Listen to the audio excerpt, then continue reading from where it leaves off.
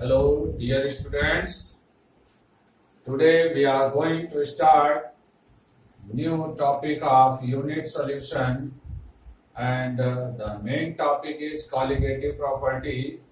We have told you the colligative properties in the previous video.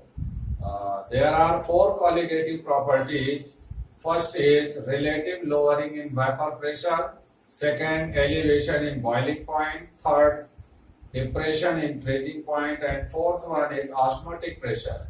So, in previous video, we have discussed about the relative lowering in vapor pressure, and now we are going to start elevation in boiling point. Okay, so let's start. Dear student, watch carefully and understand well. Okay, so topic is elevation in boiling point. Elevation in boiling point.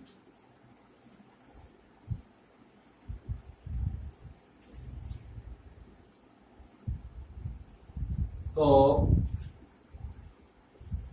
यहाँ पर दो term है बच्चों, एक है elevation और एक है बॉइलिंग पॉइंट. हम दोनों को डिस्कस करेंगे.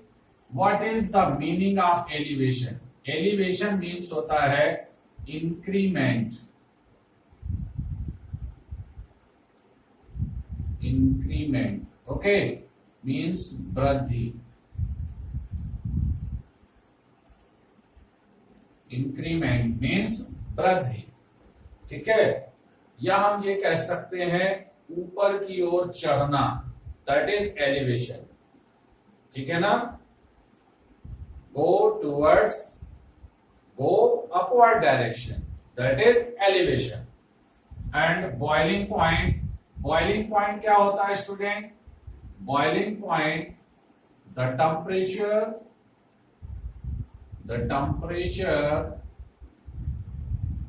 at which the temperature at which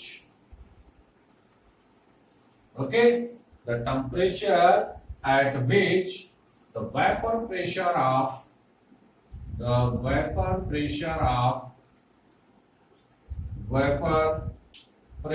of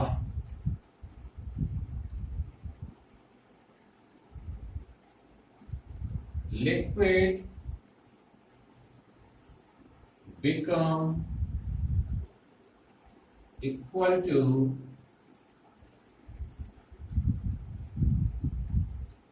atmospheric pressure.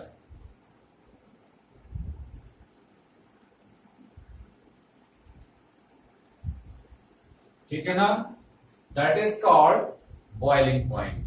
For example,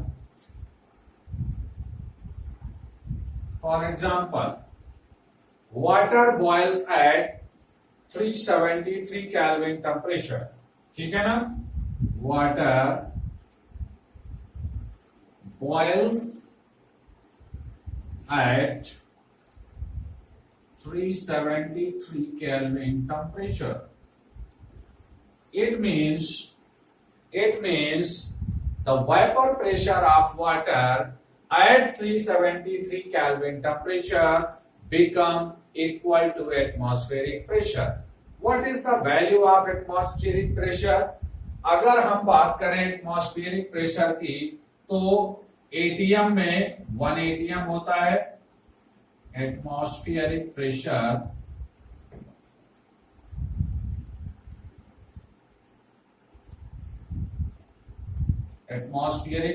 क्या है? 1 एटीएम.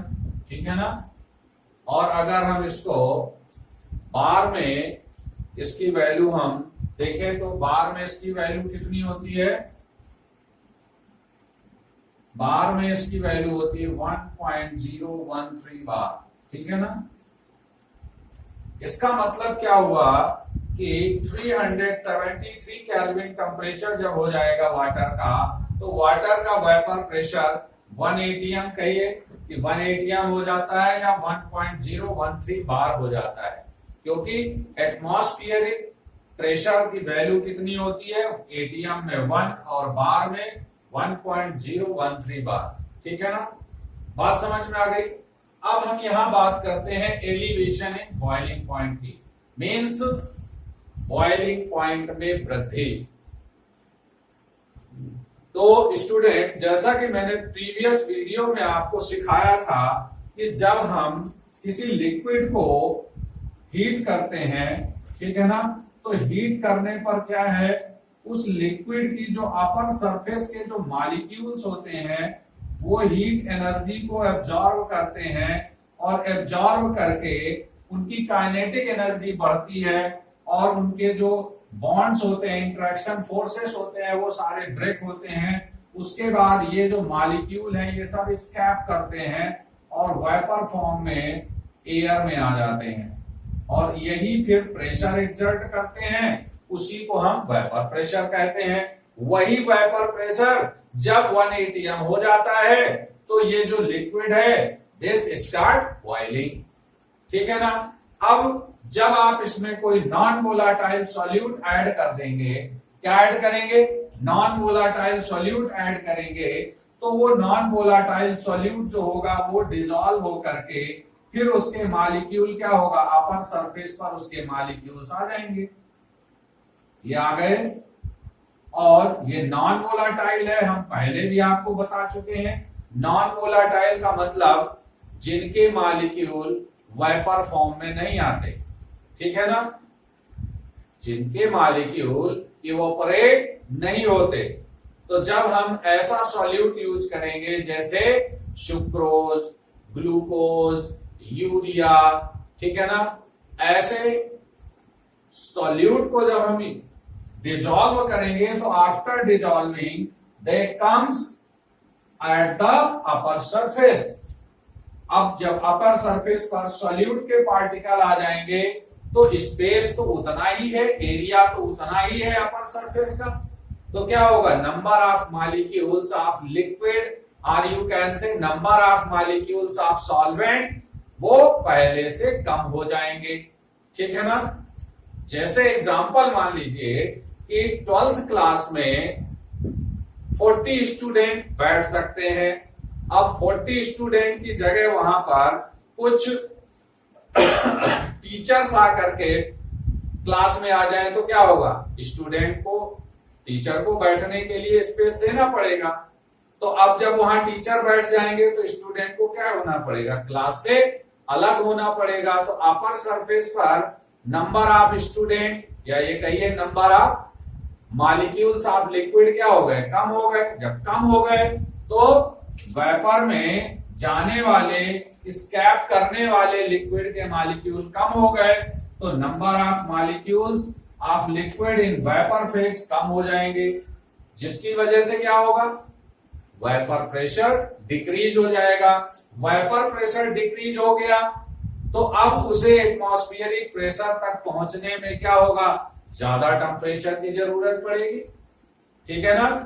तो जो लिक्विड है वो मोर टेम्परेचर पर बॉयल करेगा, मींस उसका बॉइलिंग पॉइंट रेज कर जाएगा। ठीक है ना। उसके बॉइलिंग पॉइंट में एलिवेशन हो जाएगा, उसके बॉइलिंग पॉइंट में वृद्धि हो जाएगी, उसके बॉइलिंग पॉइंट में इंक्रीमेंट हो जाएगा।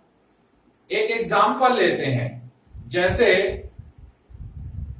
अगर हम 1 लीटर पानी में, पहले तो 1 लीटर पानी ले लीजिए और 1 लीटर पानी को आप जब हीट करेंगे तो एग्जैक्टली 373 केल्विन टेम्परेचर पर वो क्या होगा, वो बॉयल करेगा।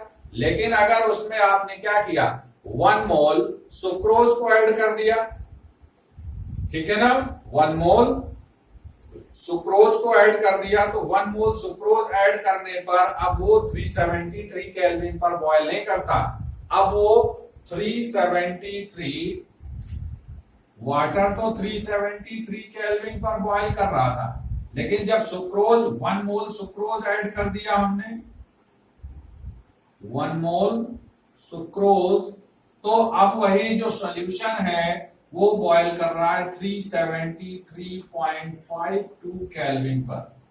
समझ रहे हैं ना। 373.52 केल्विन पर। तो देखिए 373 से 373.2 हो गया। अगर हम इस वैल्यू को सब्सट्रैक्ट करें तो 373.00 मीन्स 0.52 केल्विन का क्या हो गया, इंक्रीमेंट हो गया। This increment in boiling point of the water after adding any non-volatile solute, this is called elevation in boiling point। उम्मीद है बच्चों आपको बहुत अच्छी तरीके से समझ में आ गया होगा, ठीक है ना।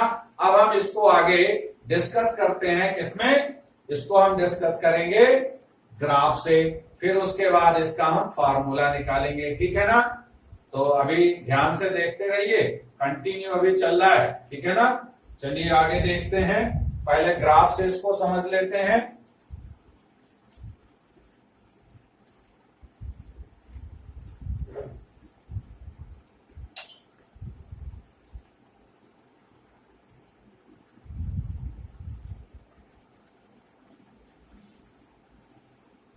तो जो ग्राफ हम इसमें प्लॉट करेंगे वो किसके किसके बीच में होगा ग्राफ, वो होगा टेम्परेचर और किसके, वेपर प्रेशर के बीच में, ठीक है ना। और हमने यहां पर क्या किया, एक लाइन बना दी यहां पर, जो लाइन किस बात को डिनोट करेगी, वो एटमॉस्फेरिक प्रेशर को डिनोट करेगी। ये रेड लाइन हमने बना दी, ये किसको डिनोट कर रही है, ये बता रही है कि ये एटमॉस्फेरिक प्रेशर है।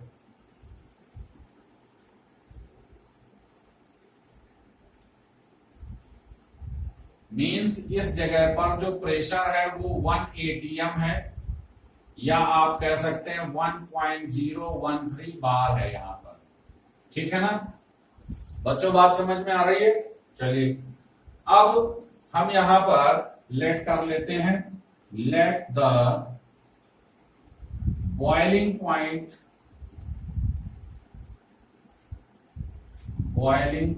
of pure solvent is T for temperature, B for boiling temperature means boiling point, pure solvent means nothing is added in the liquid, nothing is added in the liquid, or you can say solvent means TB naught। तो जो pure water का boiling point है वो क्या है, TB naught है, ठीक है ना। And the boiling point of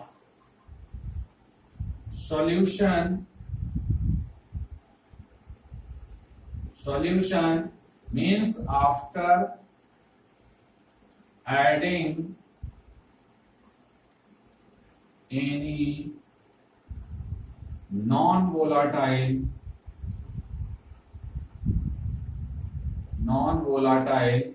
solute। जब नॉन वोलाटाइल सोल्यूट को ऐड कर देंगे हम सॉल्वेंट में तो सॉल्यूशन बन जाएगा। उस समय उसका बॉइलिंग पॉइंट क्या होगा, and the point of solution after adding any non-volatile solute is TB। क्या है, TB है, ठीक। तो then the increment in boiling point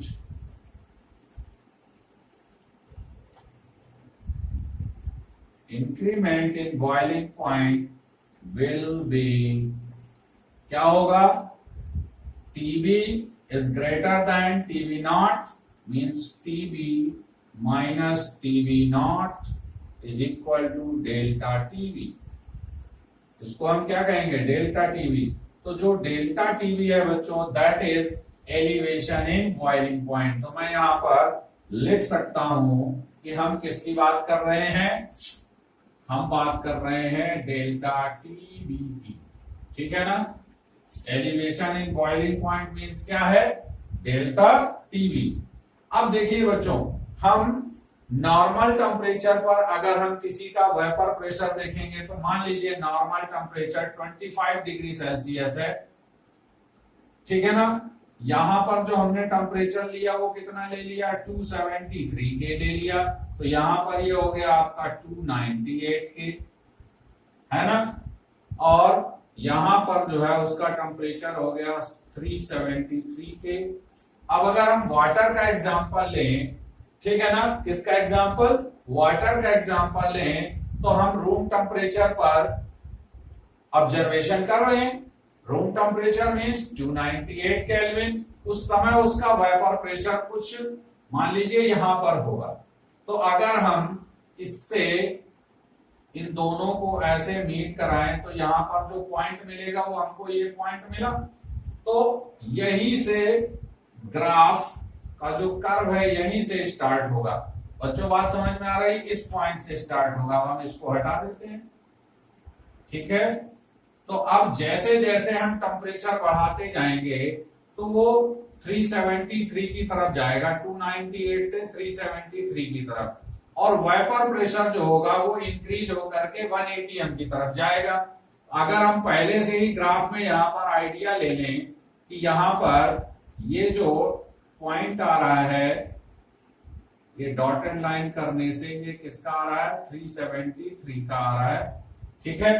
तो यहां से ये इस तरीके से रेज करेगा और ऐसे रेज करते हुए गया, और ये देखिए 373 पर उसका वेपर प्रेशर इंक्रीज होकर के 180 एम के इक्वल हो गया। तो ये 373 पर बॉयल कर गया। अब अगर हम ये वैल्यू ना लें तो ये जो 373 है इसकी जगह हम क्या लिख सकते हैं, टीबी नॉट। क्या लिख सकते हैं, 373 की जगह टीबी नॉट, ठीक है ना। अब देखिए जब हम इसमें, ये किसके लिए था, ये तो सॉल्वेंट के लिए था। अब जब हम इसमें नॉन वोलाटाइल सॉल्यूट मिलाएंगे तो रूम टेम्परेचर पर ही नॉन वोलाटाइल सॉल्यूट डिसॉल्व होकर के क्या होगा, उसका वेपर प्रेशर डिक्रीज कर देगा। टेम्परेचर तो 298 ही है, लेकिन उसका वेपर प्रेशर डिक्रीज होकर के यहाँ आ गया। तो चलिए यहां पर ले लेते हैं इसको, हम ले लिया हमने यहां पर। अब जब वेपर प्रेशर डिक्रीज हो गया बच्चों, तो टेम्परेचर बढ़ाते जाएंगे तो वेपर प्रेशर बढ़ेगा, तो लेकिन किस तरह से, इसी के पैरेलल ऐसे बढ़ता चला जाएगा, बढ़ता चला जाएगा, बढ़ता जाएगा, बढ़ता जाएगा, और यहां टच कर रहा है वो जाके। अब यहां टच कर रहा है तो देखिए यहां से हम इसको डॉटेड लाइन लेकर के आएंगे तो ये एक्स एक्सिस पर कहां टच कर रहा है, ये एक्स एक्सिस है ना, और ये वाई एक्सिस थी, एक्स एक्सिस पर ये यहां टच कर रहा है। तो जैसा मैंने बोला कि ये टीबी नॉट था, अब यहां पर क्या आ गया, ये यहां पर ये बन गया टीबी। क्या बन गया, टीबी। इसको इधर लिख देता हूं मैं, ये टीबी हो गया। टीबी मतलब बॉइलिंग पॉइंट ऑफ सॉल्यूशन। तो बच्चों अब देखिए यहां पर क्या हुआ, ये इस पॉइंट से इस पॉइंट तक क्या हुआ, टेम्परेचर में इंक्रीमेंट हुआ ना। तो ये जो गैप आया, this is the elevation in boiling point. Means ये जो गैप है यही क्या है, डेल्टा टीबी है, डेल्टा टीबी है। यहां पर मैं रेड कलर से लिख रहा हूं डेल्टा टीबी। क्या बच्चों दिख रहा है आपको, दिख रहा है क्लियरली? अच्छा चलिए ब्लैक से ही कर देता हूं इसको। ये देखिए यहां पर ये जो गैप है, this is delta TB. Clear हो गया? तो ग्राफ से आपको समझ में आ गया कि जब हम यहां पर क्या करते हैं, हम नॉन वोलाटाइल सॉल्यूट को ऐड करते हैं तो उससे क्या बन जाएगा, सॉल्यूशन बन जाएगा। तो जो कर्व बनेगा वो इस तरह से बनेगा। Now this is for solution. ये किसके लिए हो गया, सॉल्यूशन के लिए हो गया। ऊपर वाला किसके लिए था, वो सॉल्वेंट के लिए था, ठीक है ना। अब इसमें जो है, जो एक्सपेरिमेंटल स्टडी से जो पता चला कि ये जो एलिवेशन इन बॉइलिंग पॉइंट होता है, this is elevation in boiling point, this is directly proportional to molality. किसके डायरेक्टली प्रोपोर्शनल होता है? मोलैलिटी के। तो delta TV is directly proportional to small m. Small m क्या है? मोलैलिटी। क्लियर? अब प्रोपोर्शनल हटाएंगे तो प्रोपोर्शनलिटी कांस्टेंट लगाएंगे, क्या आ जाएगा? Delta TV is equal to K B into M. M means molality. M क्या है? मोलैलिटी। ठीक है। और इसी को हम क्या कहते हैं? Molal concentration. Molal concentration. ठीक है। अब ये केबी क्या है? This is molal elevation constant. Molal elevation constant. इसी मोलल एलिवेशन कांस्टेंट को दूसरा जो टर्म यूज किया जाता है वो टर्म क्या है? उसको हम कहते हैं ebullioscopic constant. E B U L L I O scopic constant. ठीक है बच्चों, ध्यान रहेगा। इब्यूलियोस्कोपिक कांस्टेंट भी कहते हैं इसको। ठीक है। चलिए बस 3-4 मिनट का और टॉपिक बचा है। आप थोड़ा सा धैर्य बनाए रखिए, आपको बहुत अच्छे से समझ में आ रहा होगा और पूरा क्लियरली समझ में आ जाएगा। चलिए आगे देखते हैं। तो अभी हमने जो है, जो ऑब्जर्वेशन में मिला वो क्या मिला था? Elevation in boiling point is directly proportional to molality. तो हमने उसी को एक्सप्रेशन में ले आए। अब मोलैलिटी का फॉर्मूला क्या होता है बच्चों? मोलैलिटी का फॉर्मूला क्या होता है? मोलैलिटी इज इक्वल टू क्या होता है? Number of moles of solute. Number of moles of solute क्या होगा? मास ऑफ सॉल्यूट, जिसको हम W2 बोलते हैं, upon molar mass of solute. तो क्या हो गया? M2। ठीक है ना? ये हो गया number of moles of solute upon क्या होता है? मास ऑफ सॉल्वेंट इन केजी। वो क्या होता है आपका? W1। लेकिन ये किस में है? केजी में। अगर ये ग्राम में गिवन होता, तो केजी बनाने के लिए हमको क्या करना पड़ता? 1000 से इसको डिवाइड करना पड़ता। ग्राम में क्यों बनाया? क्योंकि जो W2 है वो तो ग्राम में ही है, W1 केजी में ले, लेकिन हमने ग्राम में ले लिया तो 1000 से इसको क्या कर दिया? डिवाइड कर दिया। अब अंदर अंदर का मल्टीप्लाई और बाहर बाहर का मल्टीप्लाई, तो मोलैलिटी इज इक्वल टू क्या हो जाएगा? 1000 into W2 upon M2 into W1। ये स्मॉल लेटर में ही लिख देता हूं इसको, W1। ठीक है। ये जो M की वैल्यू है मोलैलिटी की, इस फॉर्मूले में हम पुट कर देते हैं। इसको मान लेते हैं इक्वेशन नंबर 1, यहां लिख देते हैं। Now put the value of M in equation number 1। तो क्या हो जाएगा? Delta TV is equal to KB into 1000 into W2 upon M2 into W1। ठीक है ना? तो ये जो आपको एक इक्वेशन मिल गई, एक ये फॉर्मूला मिल गया बच्चों, और इसी फॉर्मूले की हेल्प से आपको क्या करना है? न्यूमेरिकल को सॉल्व करना है। क्या करना है? न्यूमेरिकल को सॉल्व करना है। बात समझ में आ रही है? बस अब लास्ट का 1 मिनट और डिस्कस करेंगे। ठीक है।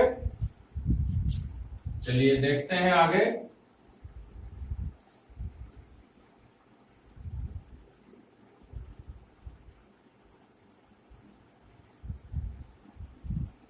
तो अब हम डिस्कस कर लेते हैं इब्यूलियोस्कोपिक कांस्टेंट को, मींस केबी को। तो फॉर्मूला क्या आया था, delta TB is equal to KB into M. ठीक है ना। अगर एम की वैल्यू क्या हो जाए, 1 हो जाए, तो यहां पर लिख दें if the molality of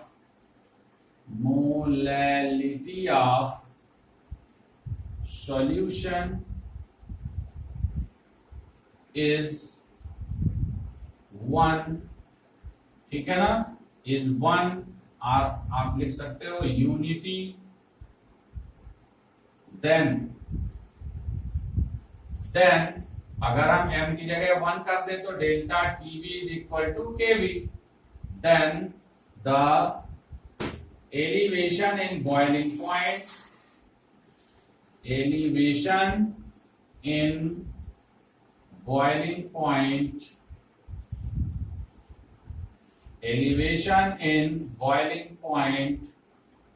is called ebullioscopic constant.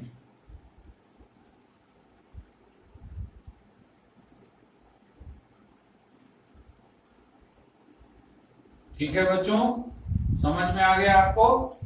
और ये जो केबी की वैल्यू होती है, ध्यान रखिएगा, केबी की जो वैल्यू होती है ये डिफरेंट फॉर डिफरेंट सॉल्वेंट। क्या है, डिफरेंट फॉर डिफरेंट सॉल्वेंट। ये हर एक सॉल्वेंट के लिए अलग अलग होती है, ध्यान रखिएगा। ठीक है ना। तो आपको इब्यूलियोस्कोपिक कांस्टेंट समझ में आ गया होगा। और ये जो फॉर्मूला है इसको आप अच्छे से याद कर लीजिए। इस फॉर्मूले का आपको बार बार प्रयोग करने को मिलेगा जब आप न्यूमेरिकल सॉल्व करेंगे। फॉर्मूला क्या है, delta TV is equal to KB into 1000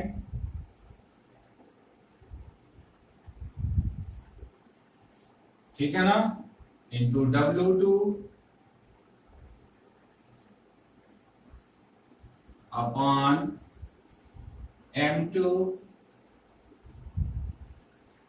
into W1। ये जो W2 और W1 है ये दोनों किस में लेने हैं, ग्राम में लेने हैं। ठीक है। और लास्ट में अब हम इसके बारे में लिख देते हैं कौन क्या है ना। W2 mass of solute in gram. ठीक है ना। M2 क्या है, this is molar mass of solute. और जो W1 है this is mass of solvent in gram. ठीक है। डेल्टा टीवी आप जानते ही हैं, this is elevation in boiling point, KB ebullioscopic constant. ठीक है ना। ये सारी वैल्यू रख करके और आपको न्यूमेरिकल को सॉल्व करने में हेल्प मिलेगी। ठीक है। उम्मीद है आप सभी बच्चों को सारा topic elevation in boiling point बहुत अच्छे से समझ में आ गया होगा। ठीक है ना। अगर आपकी कोई क्वेरी हो तो बेझिझक आप हमसे पूछिए, हम हमेशा आपके साथ हैं। ठीक है बच्चों, ओके, थैंक यू।